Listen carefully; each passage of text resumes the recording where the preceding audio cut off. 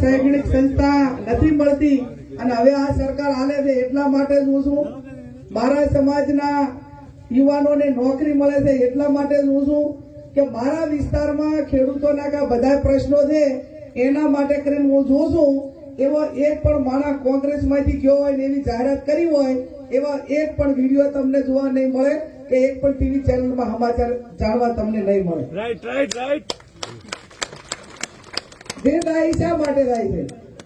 ઉનડીને કોંગ્રેસના ભાખણ કરતા હોય, ચૂંટણીઓ લડતા હોય, સત્તા ભોગવી હોય અને રાતોરાત હૃદય પરિવર્તન થઈ જાય તો મારું બધું હૃદય કેવું કે તરી 35 વર્ષ જેવું એક ને એક જેવું રહ્યું અને ઘડીકમાં હૃદય પરિવર્તન થઈ જાય. અને આ હૃદય પરિવર્તનની દવા એ અમારી પાસે કોઈ પાસે નથી. તો દવા એ તમારા મતદારો પાસે, તમારા આગેવાનો પાસે અને મતદારોને જે સંખ્યા હોય એની વાત છે.